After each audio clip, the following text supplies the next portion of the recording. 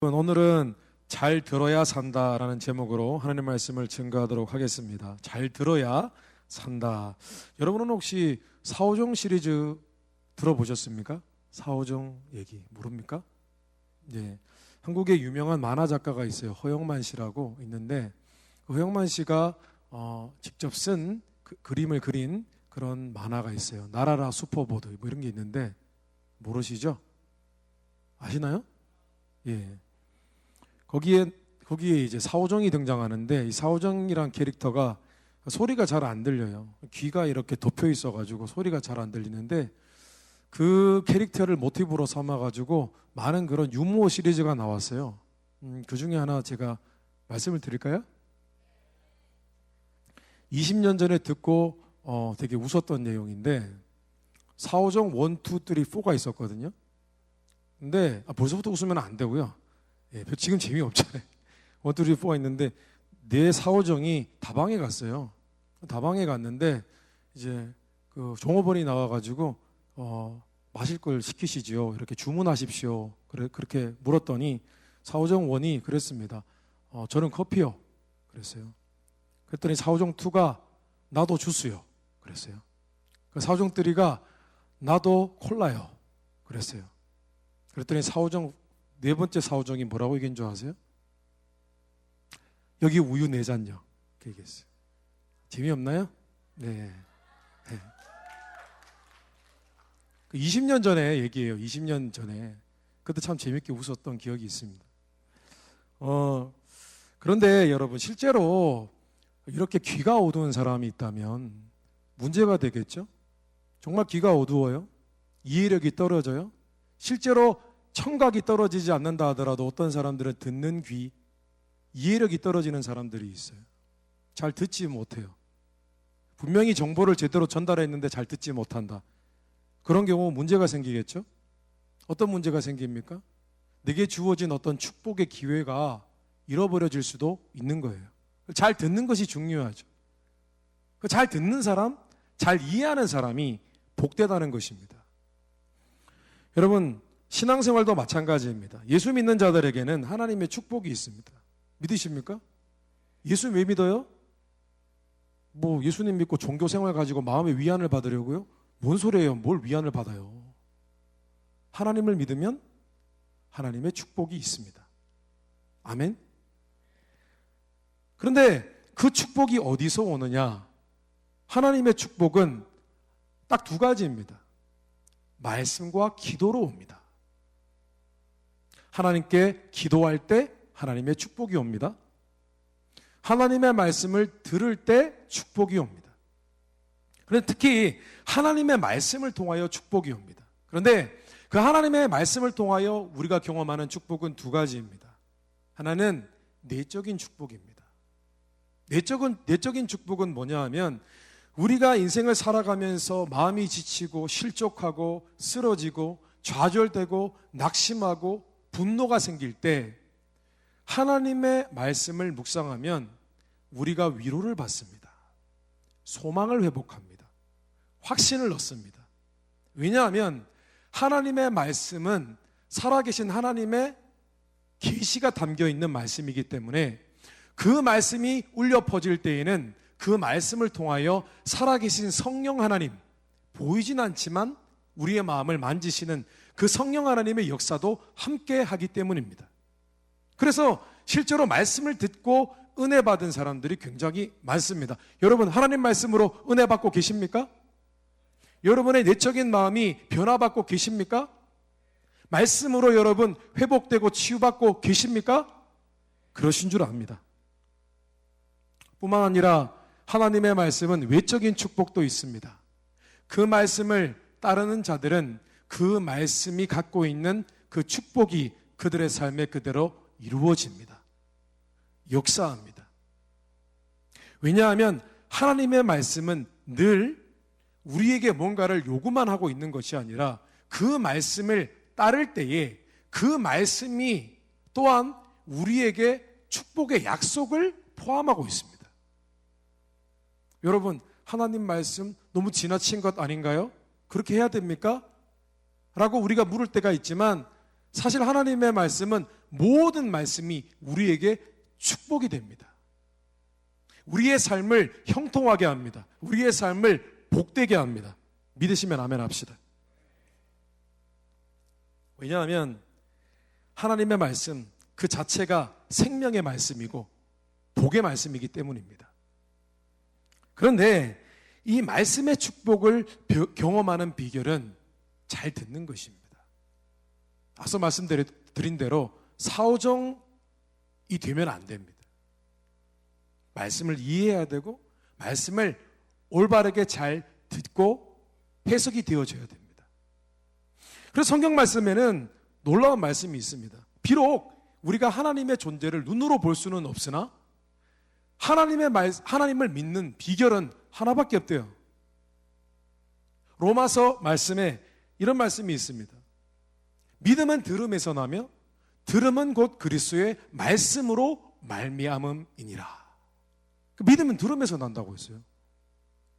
여러분 정말 하나님 말씀을 들으면요 그 말씀 가운데 하나님이 역사하세요.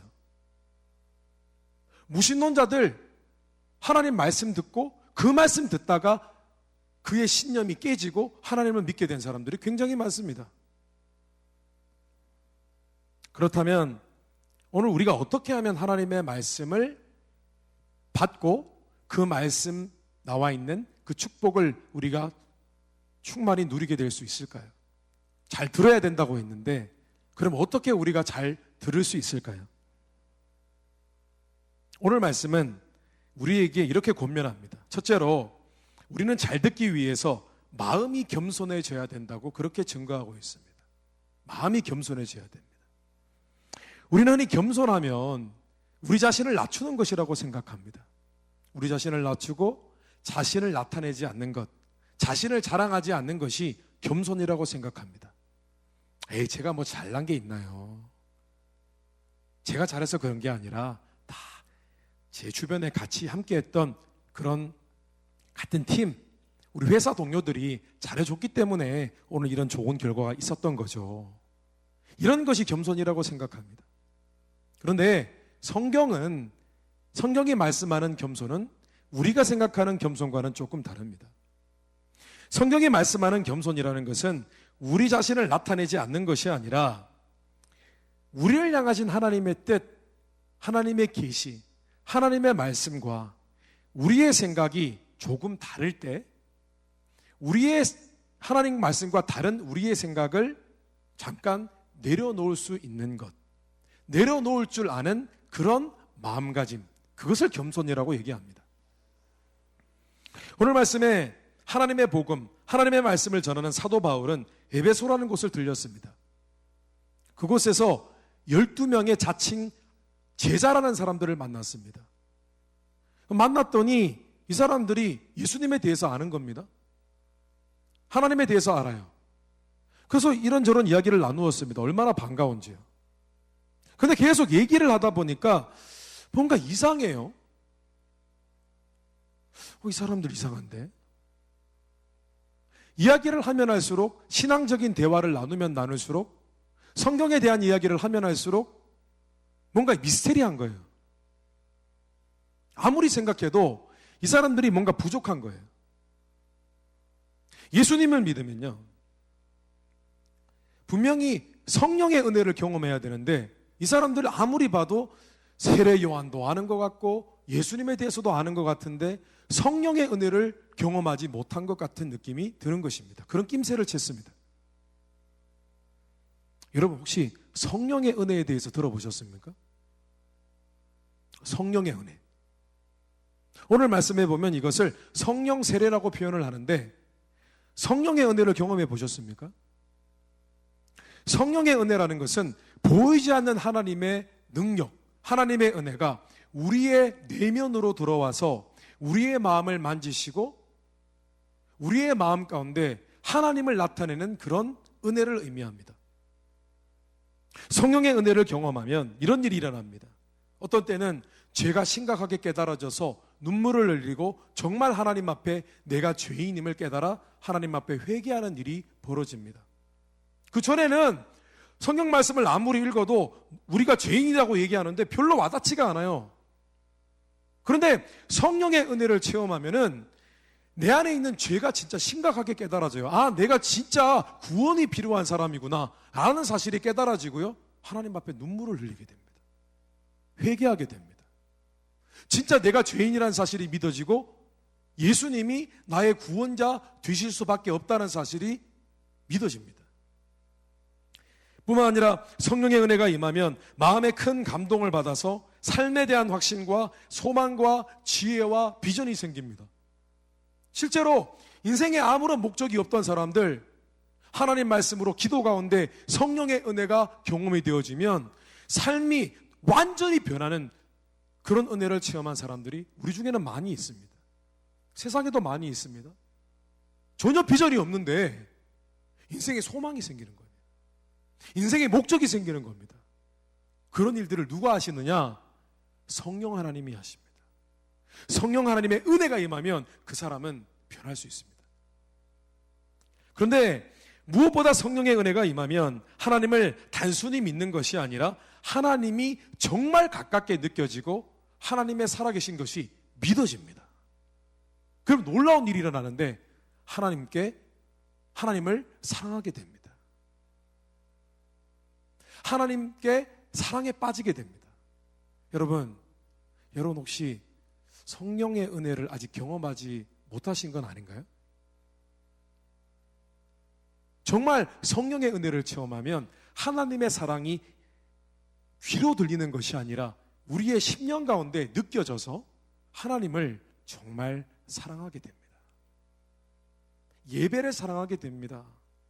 예배가 지겨울 수 없습니다. 신앙생활에 열정이 생깁니다. 이것은 오직 성령의 은혜가 우리 각 사람에게 임해야만 가능한 것입니다. 그런데 오늘 바울이 이런 성령의 은혜를 경험하지 못할 것 같은 12명의 사람들이 자신과 얘기를 하고 있는 거예요. 그 바울이 고민을 했습니다. 어떻게 할까? 이 사람들한테 얘기를 할까 말까? 왜냐하면 조심스럽죠? 이 사람들도 예수님을 아는 사람들입니다. 이 사람들도 세례 요한으로부터 세례를 받은 사람입니다. 여러분 다 세례를 받으셨죠? 세례 받은 사람들입니다.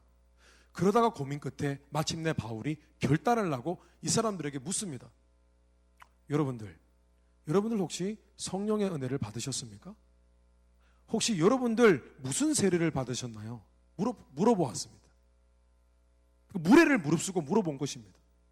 그랬더니 그 사람들이 대답을 합니다. 우리는 물로 받는 세례를 받았습니다. 그런데 성령의 세례, 성령의 은혜라는 것은 들어본 적이 없습니다. 그게 무슨 말인가요? 그래서 바울이 그들에게 다시 복음을 전했습니다. 예수님에 대해서 좀 더 자세히 설명해주고 성령의 은혜가 사람에게 임해야만 그들이 정말 변화받은 새로운 삶을 살 수 있고 능력의 삶을 살 수 있고 제대로 하나님을 예배하는 삶을 살 수 있다는 것을 설명해주고 그들을 위해 기도해 주었습니다. 그런데 참 놀라운 일입니다. 바울이 그들을 위해서 각 사람을 위해서 기도해 주는 순간 그들에게 성령의 은혜가 임했습니다. 오늘 5절 6절 말씀해 보니까 그들이 듣고 주 예수의 이름으로 세례를 받으니 바울이 그들에게 안수하며 성령이 그들에게 임하심으로 방언도 하고 예언도 하니. 얼마나 성령의 은혜가 강력하게 역사했냐면은 그 사람들이 사람의 말을 하는 것이 아니라 천사의 말이라고 불리는 그런 이상한 말이 꼬이는 듯한 그런 기도를 하게 되었습니다. 방언의 은사를 받게 된 것입니다. 예언도 하게 되었습니다. 심지어 하나님의 즉각적인 뜻을 가르쳐주는 예언이 입에서 술술 흘러나왔습니다. 그런데 제가 이 말씀을 묵상하면서 그런 생각을 해보았습니다. 만약에 이 12명의 제자들이 겸손하지 못하고 이들이 교만한 마음으로 당신은 우리가 한 번도 듣지 못한 이상한 얘기를 하는군요. 성령의 은혜라니요? 성령 세례라니요? 우리는 그런 거 들어본 적이 없습니다. 우리는 세례 요한이라는 아주 유명한 선지자를 만났고 그 사람에게 메시아, 구원자에 대한 얘기도 들었고 가르침도 받았고 심지어 기도하는 법도 배웠고 그분으로부터 세례를 받았습니다. 우리는 더 이상 이상한 가르침을 더 듣기 원치 않습니다. 그냥 우리는 우리가 알고 있는 대로 그렇게 신앙생활을 할 테니 당신은 그냥 잠시 물러나 주십시오. 이렇게 얘기할 수 있었을 것입니다. 만약에 그 사람들이 바울의 가르침을 거부했다면 어떤 일이 벌어졌을까요? 어쩌면 그때 이후로 줄곧 10여 년, 20여 년 줄곧 내내 그들은 성령의 은혜라는 것은 한 번도 들어보지 못하고 그냥 자기들이 아는 수준에서 신앙생활을 하다가 그냥 세월이 흘러버리고 말았을지도 모를 것입니다. 그런데 감사하게도 이 12명의 사람들은 매우 겸손한 사람들이었습니다. 그들은 예수님과 신앙에 대한 자신들의 이해와 경험을 내려놓았습니다. 그들이 알고 있는 그 가르침, 그것을 내려놓았습니다. 그만큼 겸손한 사람들이었습니다. 오늘 말씀을 보니까 그들이 얼마나 겸손했냐면은 그들이 바울이 안수기도를 하는데, 여러분 안수기도를 받아보셨나요? 안수기도 어떻게 합니까? 눈을 감고 당시에는 아마도 무릎을 꿇고 기도했을 것입니다. 그리고 바울이 그 위에 손을 얹고 기도해 주었을 것입니다. 그 12명 모두가 자칭 제자였어요. 자칭 메시아를 따르는 제자였어요. 메시아의 가르침을 따라 살기로 결단한 사람들이었어요. 그리고 사람들에게 구원자 메시아 예수님에 대해서, 세례에 대해서 전하는 사람들이었습니다. 그런데 그들이 겸손해졌습니다.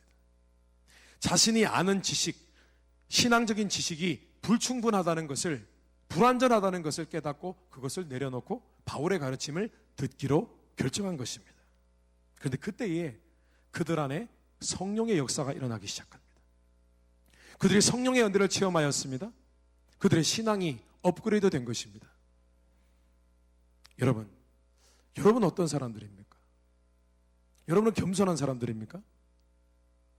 여러분은 하나님의 말씀, 그리고 하나님의 말씀을 가르치는 자들 앞에 겸손한 사람들입니까?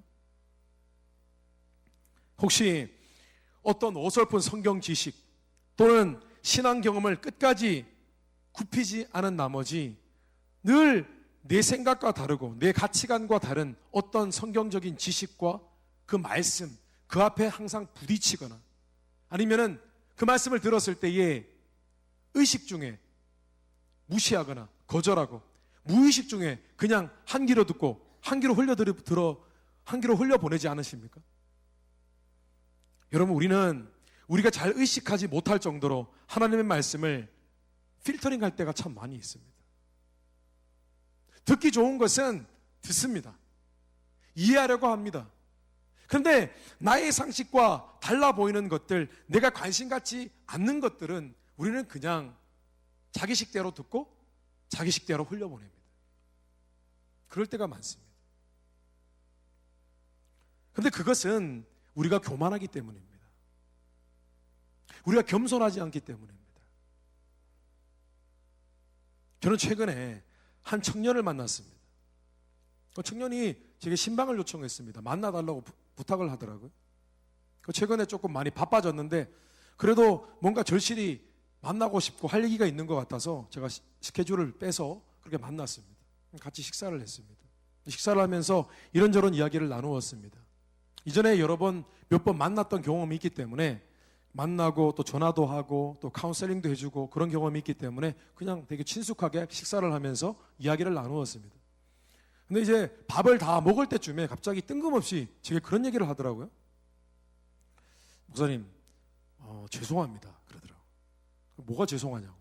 사실은 제가 목사님을 이틀 동안 미워했습니다. 그렇게 얘기하는 거예요. 사실은 제가 목사님께 시험 들었습니다. 그렇게 얘기를 하는 거예요. 무슨 얘기인지, 이틀 동안 미워할 수 있는지 저는 잘 모르겠습니다. 사람을 이틀만 미워하고 3일째부터는 괜찮은 건지 그건 잘 모르겠는데 어쨌든 이틀 동안 저를 미워했대요. 자초지종을 물어봤습니다.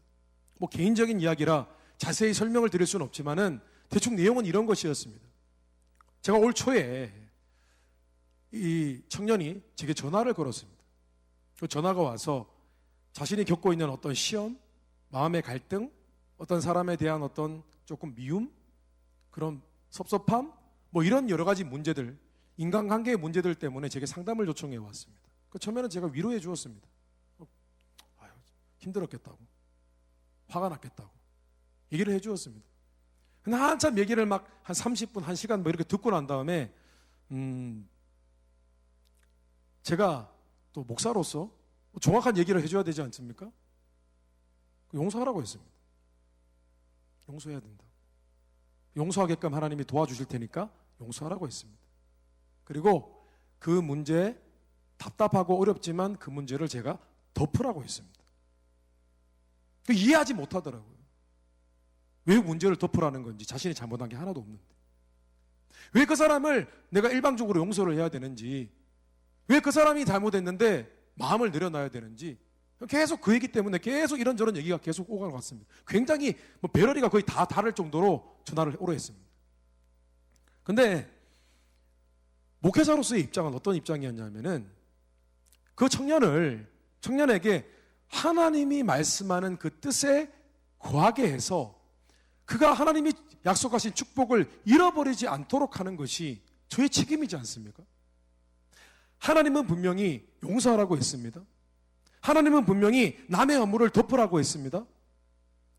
여러분, 하나님의 말씀대로 하면 복 받습니다. 믿으십니까? 여러분의 삶, 여러분의 마음, 하나님의 말씀대로 살아보십시오. 여러분 복 받나, 복 받지 않나? 그 자매가 그 부분을 하나님의 뜻 가운데 바로 서기만 하면 반드시 축복을 받을 것이고 앞으로 더 좋은 일이 일어날 것이 보이는데, 어떻게 제가 그런 권면을 하지 않겠습니까? 그래서 제가 얘기했습니다. 덮으라고. 그리고 그날부터 이틀 동안 저를 몹시 미워한 것입니다. 그러나 3일째 그 마음을 내려놓았다고 합니다. 겸손한 것이죠. 그 마음을 내려놓고 다시 생각을 하고 이것을 어떻게 정리할 것인가 하나님 앞에 구했다고 합니다. 그리고 결국 그 사실을 덮었습니다. 용서했습니다. 이해했습니다. 그리고 나니까 하나님이 은혜를 주시는 거예요. 겸손한 마음으로 자신의 생각을 하나님의 뜻 앞에 내려놓으니까 하나님의 은혜가 임하고 자신도 위로받고 회복이 되고, 그러다 보니까 목사님한테 미안하고 내게 만나자고 해서 밥 사주고. 여러분, 시험 들지 마시기를 주님의 이름으로 축원합니다. 정말 감사한 게 3일 동안 미워하지 않아서 얼마나 감사한지. 참 귀한 마음인 것 같습니다. 겸손함. 여러분, 오늘 바울이 만난 12명의 제자들과 같은 그런 겸손한 사람이 되십시오. 여러분, 하나님 앞에 겸손해져야 됩니다. 우리가 겸손하지 않기 때문에 우리의 생각이 너무나 우리의 머리를 가득 지배하고 있기 때문에 우리가 하나님의 말씀을 다 이해하지 못하고 하나님의 말씀을 이해하지 못하기 때문에, 잘 듣지 못하기 때문에 우리의 삶이 변화가 되지 않는 것이고, 우리의 삶이 하나님이 준비하신 축복을 온전히 누리지 못하게 되는 것입니다. 여러분, 지금까지 여태껏 이해하지 못했던 말씀, 내 생각과는 달랐던 말씀들 앞에 다시 한번 귀를 기울이십시오. 그래서 더욱 하나님의 뜻으로 가까이 나아가는 그런 변화받고 축복받는 그런 인생 살게 되시기를 주님의 이름으로 축원합니다. 둘째로, 우리가 잘 듣기 위해서는 우리는 순종의 결단을 항상 해야만 합니다. 크리스천들이 흔히 하는 착각이 있습니다. 내가 내키는 대로, 내가 할 수 있는 만큼, 내 생각이 이해하는 만큼만 신앙생활을 하면 된다고 생각하는 그런 착각을 많은 크리스천이 할 때가 있습니다. 그러나 신앙생활은 그렇게 하는 것이 아닙니다. 신앙생활은요, 높으신 하나님의 권위를 인정하는 것입니다. 여러분 그냥 하나님을 나와 동등한 존재로 인식하고 있는 것은 아닙니까? 여러분, 하나님은요, 우리를 창조하신 분이십니다. 하나님을 믿는 것은 하나님의 존재를 믿는 것이 아니라 하나님의 절대 권위를 인정해 드리는 것입니다. 그렇다면 하나님이 우리를 향하신 하나님의 뜻, 그 뜻의 권위도 인정해 드리는 것입니다. 그래서 하나님의 말씀을 듣는 것은 어마어마한 일인 것입니다. 우리는 이 시간요, 하나님의 말씀을 그냥 듣는 것이 아니라 하나님의 절대적인 권위가 담긴 하나님의 계시를 지금 듣고 받고 있는 것입니다. 여러분 한번 상상해 보십시오. 설교 말씀을 전하는 사람은 저라는 초라한 사람입니다. 그런데 만약에 저라는 사람의 입술을 통해서 하나님이 지금 여러분에게 직접 말씀하고 있다고 한번 상상해 보십시오. 놀랍지 않습니까? 얼마나 하나님의 엄중한 말씀이겠습니까? 얼마나 여러분 인생에 절대적으로 필요한 말씀이길래 하나님께서 여러분에게 직접 뭔가를 말씀하시려고 저 같은 사람을 쓰고 계시는 것이겠습니까?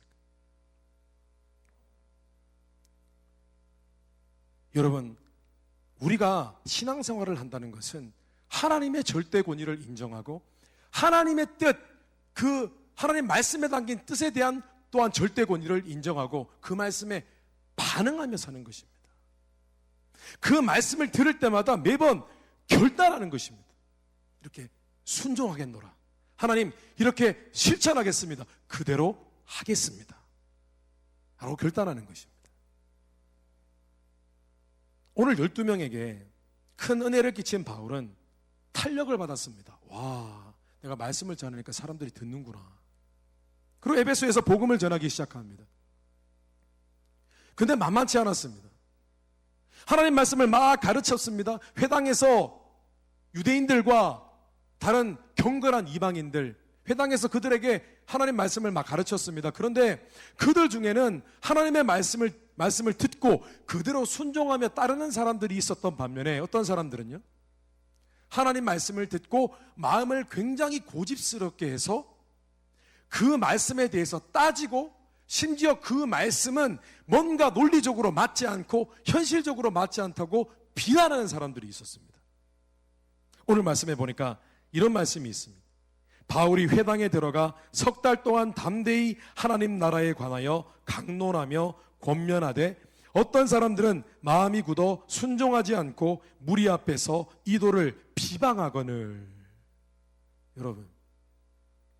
여러분은 혹시 하나님 말씀을 들을 때 이 말씀이 현실적으로 좀 맞지 않는 것은 아닌가?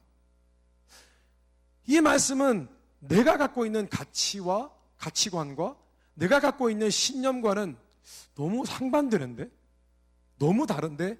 그런 느낌을 가져보신 적이 아마 한 번쯤은 있으셨을 겁니다. 지금 내가 당하고 있는 상황, 이 말씀은 적용할 수 없는데? 라고 하는 것들도 있었을 것입니다. 심지어는 여러분들 가운데 하나님 말씀을 들을 때에 마음속으로, 겉으로는 표현하지 않지만 마음속으로 뭐야? 왜 내게 그런 것을 강요하는 거야? 그런 생각을 가져보신 적도 있으실 것입니다. 그러나 여러분, 제가 앞서 말씀드린 것처럼 하나님의 말씀, 하나님의 뜻이 정확히 계시는 하나님의 말씀은 진리입니다. 여러분, 성경 말씀이 진리다라는 사실을 믿게 되시기를 주님의 이름으로 축원합니다. 진리가 뭐예요? 불변하는 말씀입니다. 세대를 초월하는 말씀입니다. 여러분, 21세기를 우리가 살고 있지만 23세기에도 변하지 않는 말씀, 하나님의 계시가 담긴 것이 성경 말씀입니다. 17세기에도 똑같았어요. 그 이전도 똑같았어요, 여러분. 예수님이 태어나기 전에도 똑같았어요. 하나님의 말씀은 진리입니다. 그렇다면 하나님의 말씀은 따르고 싶으면 따르고 따르기 싫으면 따르지 않는 말씀이 아니라는 것입니다. 하나님의 뜻은 우리가 함부로 판단하고 비방할 수 있는 것이 아니라는 것입니다. 하나님의 말씀은 우리가 갖고 있는 어줍지 않은 논리와 우리의 신념으로 따지고 들 수 없는 그런 하나님의 말씀이라는 것입니다. 그런데 우리는 가끔 하나님의 말씀을 믿는다고 하면서 하나님의 뜻을 노골적으로 거부하거나 기피할 때가 있다는 것입니다. 그런데 이미 우리가 마음속으로 필터링을 합니다.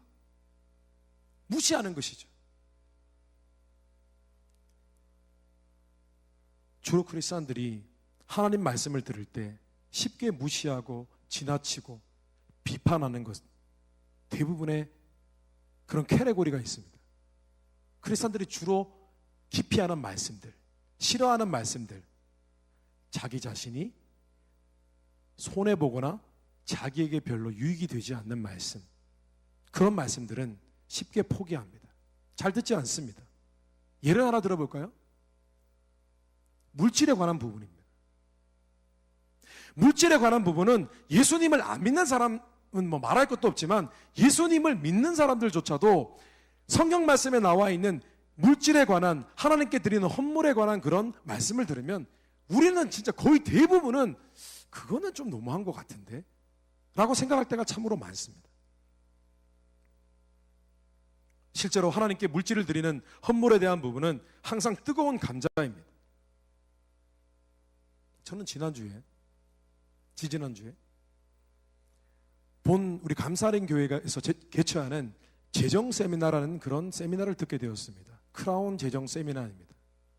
아마 내년에도 한 번 더 할지 모르겠습니다. 근데 이 재정 세미나가 말 그대로 재정 세미나입니다. 어떤 내용이냐 하면은 하나님 앞에서 어떻게 우리가 가지고 있는 물질을 사용할 것인가 라는 주제에 대한 세미나입니다. 주로 세 가지를 가르쳐요. 하나는 뭐냐 하면은 기빙입니다. 기빙. 하나님께 드리는 물질, 아니면 다른 사람들을 위해서 사용하는 물질, 기빙. 또 하나는 스펜딩입니다. 어떻게 물질을 사용할 것인가, 지혜롭게 사용할 것인가. 또 하나는 세이빙입니다. 어떻게 하면 물질을 잘 저축할 것인가. 그런 내용입니다. 여러분 솔깃하지 않으세요? 근데 제가 참 재밌는 내용을 들었습니다. 성경 말씀에 물질에 관한 이야기가, 물질에 관한 말씀이 성경 구조를 따지면 몇 개 정도 나오는 줄 혹시 아십니까, 여러분? 제가 정확하게 기억이 나지는 않지만은 2350개 아니면 2530개입니다. 물질에 대해서 나와 있는 성경 구절이 2530개 아니면 2350개입니다. 더 놀라운 것은 성경 말씀에 하나님께 혹은 고아와 과부들을 위해서 돕는 물질, 헌금, 구제 헌금에 관련된 성경 구절이 우리가 좋아하는 믿음에 관한 성경 구절, 기도에 관한 성경 구절이 나오는 숫자보다 훨씬 더 많습니다. 여러분 처음 듣는 내용이지 않습니까? 그래서 그 세미나 하는 과정 중에 이틀을 하루 종일, 이틀 동안 그 세미나를 들었는데 처음에는 너무 재밌더라고요. 어떤 내용이 나오냐면 어떻게 크레딧 카드 데트, 빚을 없애는지 그거 막 설명을 해줘요. 크레딧 카드를 2개만 남겨라. 여러분 2개도 없는 사람이 있죠? 저는 좀 많이 있습니다.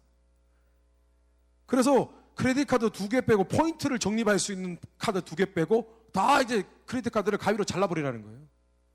그걸 가르쳐주고 뭐 심지어 어떻게 앞으로 우리가 집을 살 수 있을 것이냐, 집을 사는 방법, 뭐 그런 것도 얘기를 해줬어요. 여러분 솔깃하지도 않으세요? 거기 앉아있던 집사님들 막 계시는데 집을 사고 어떻게 몰기지를 하는지 뭐 그런 것들 막 얘기하니까 막 열광의 도가니입니다. 그 연세가 되면 다 그런 데 관심이 있잖아요. 어떻게 세이빙을 할 것, 저축을 할 것인지, 어떻게 크레딧 카드 빚을 갚을 것인지 뭐 그런 얘기를 막 하는 거예요. 너무 재밌습니다. 그리고 마침내 하나님께 기빙, 드리는 주제에 대해서 이야기를 하기 시작하는데 그때부터 분위기가 썰렁해지기 시작합니다. 엄숙해지기 시작해요. 그런데 하나님께 드리는 부분에 대해서 얘기를 하는데 처음 들었던 그 가르침이 뭐냐면은 여러분 우리가 가진 모든 것이 하나님의 것입니다.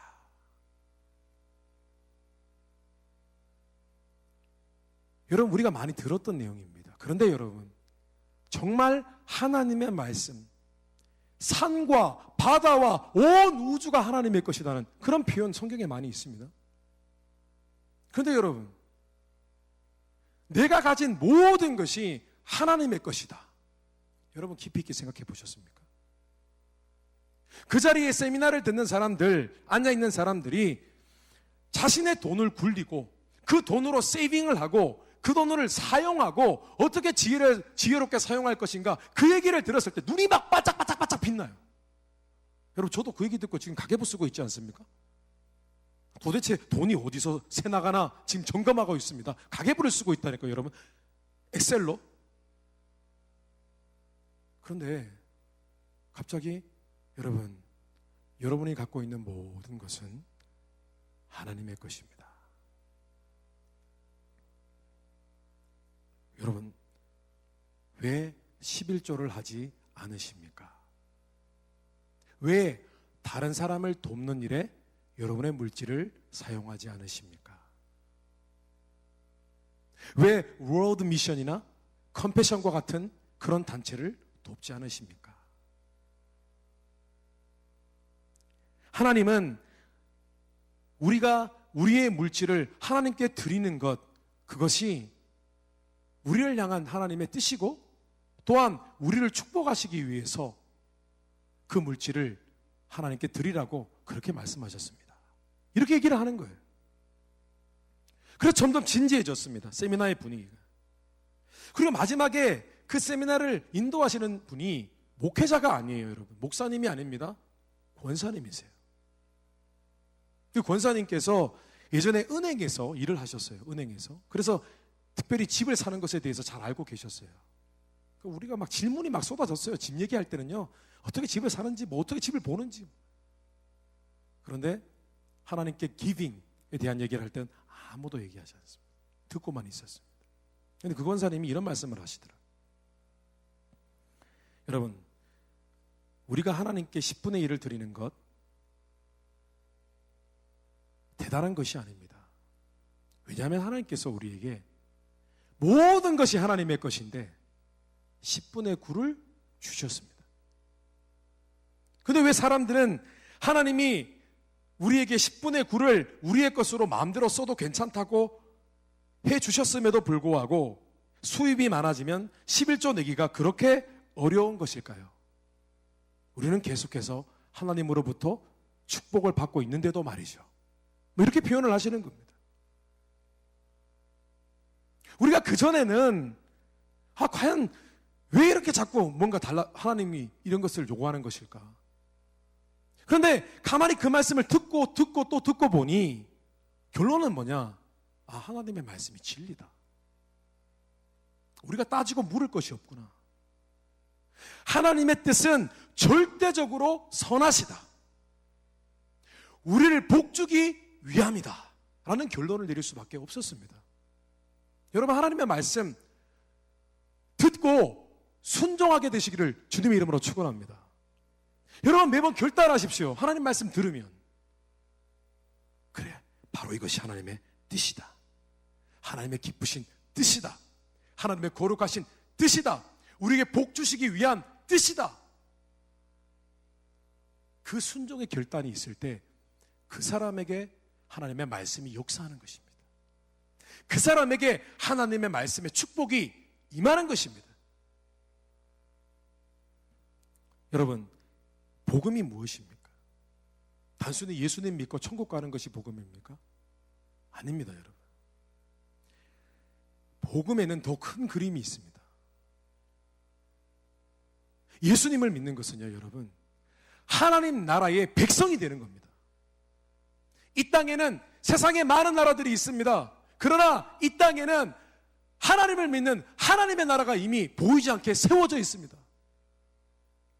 하나님께서 그 나라에 합당한 자로 우리를 부르신 것입니다. 자, 하나님 나라의 백성이 되었을 때에 제일 먼저 해야 될 일이 무엇입니까? 그 나라의 법을 지키는 것입니다. 그 나라의 왕이신 하나님의 법도를 따르는 것입니다. 그 법도에 순종하는 것입니다.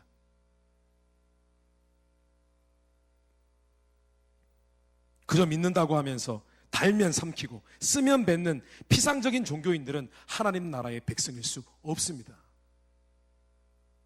하나님의 말씀에 대한 그 권위를 존중하는 자만이 그들의 믿음이 참 믿음인 것을 인정받게 되는 것입니다. 그들이 하나님의 백성이고 그들이 하나님의 자녀가 되는 것입니다. 여러분, 미국에 살면 미국의 법을 지켜야 되고 대한민국에 살면 대한민국의 법을 지켜야 하는 것처럼 하나님 나라의 백성들은 하나님의 법도를 사랑하고 하나님의 법도를 결단하고 순종하는 그런 사람이 되어야 하는 것입니다. 여러분, 말씀을 정리하겠습니다. 오늘 사도 바울은 자신이 전한 하나님 나라의 가르침을 거부하는 사람들, 비난하는 사람들, 따지는 사람들, 그 사람들을 포기했습니다. 그 중에서 하나님의 말씀을 듣고 겸손히 자기 생각을 내려놓고 그 말씀을 듣고 한번 따라보기로, 순종해보기로 결단하는 사람들만 따로 불렀습니다. 그리고 어디로 갔냐면은 어떤 개인의 부유한 어떤 개인이 갖고 있는 그런 서점이 있었습니다. 서원이 있었습니다. 라이브러리가 있었습니다. 그 서원의 이름이 바로 두란노입니다. 두란노 서원. 한국의 유명한 출판사 이름이 있죠. 기독교 출판사 두란노 서원이 있죠. 그 두란노 서원에 가서 렌트를 내고 그 서원을 빌렸습니다. 그리고 그때부터 오직 하나님의 말씀에 그 법도에 순종하고 따르기로 결단한 사람들만 모아서 그들을 집중적으로 가르쳤습니다. 그런데 놀라운 일이 일어났습니다. 2년 동안 매일같이 저녁마다 사람들 모아가지고 가르치고 했더니 그 사람들을 통하여 그들이 하나님으로부터 많은 축복을 받았습니다. 그들의 삶이 변했습니다. 그리고 그들을 통하여 다른 많은 사람들도 하나님을 믿게 되었습니다. 오늘 10절 말씀해 보니까 2해 동안 이같이 하니 아시아에 사는 유대인이나 헬라인이나 다 주의 말씀을 듣더라.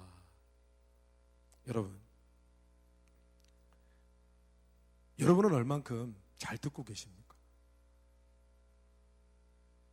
여러분의 귀를, 여러분의 마음의 귀를, 여러분의 영적인 귀가 막혀 있는지 아니면 열려 있는지, 나는 정말 하나님의 말씀을 계속해서 듣고 내 안에 있는 신념들이 부서져 나가고 내 안에 하나님의 말씀이 순종되어지는 그런 삶을 살고 있는지, 여러분 매번 여러분 자신을 점검하셔야 됩니다.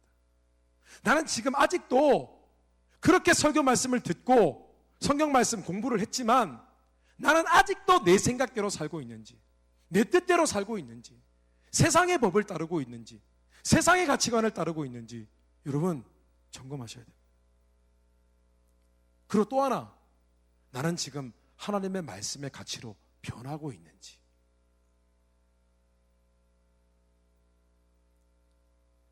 여러분, 선지자 사무엘이 어릴 때 하나님의 음성을 들었습니다. 그에게 하나님의 말씀이 직접적으로 임했습니다.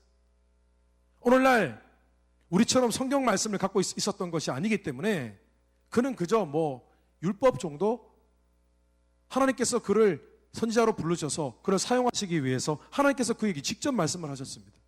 근데 그때 어린 사무엘, 꼬마 사무엘이 하나님 앞에 이렇게 고백했습니다. 말씀하옵소서, 주의 종이 듣겠나이다. 하나님, 말씀하옵소서, 주의 종이 그 말씀을 듣고 그대로 따르겠나이다. 그대로 하겠습니다. 그대로 하겠습니다. 그리고 그는 하나님의 말씀이 매일같이 들려지는 그런 선지자가 되었습니다. 여러분, 주님 제게 말씀해 주십시오. 제 마음으로 말씀해 주시고 제 귀로 듣게 하셔서 하나님의 말씀대로 따르게 해주십시오. 하나님의 말씀의 뜻대로 살아가게 해주십시오. 그래서 하나님 말씀 듣고 지키는 자에게 약속되어진 축복을 다 받고 누리는 그런 복된 삶을 살 수 있도록 은혜 베풀어 주십시오. 여러분, 이 고백이 있을 때, 이 고백을 하실 때에 여러분 인생 안과 밖이 날마다 변해가는 그런 은혜로 충만한 삶을 살게 되시기를 주님 이름으로 축원합니다. 다시 기도하겠습니다.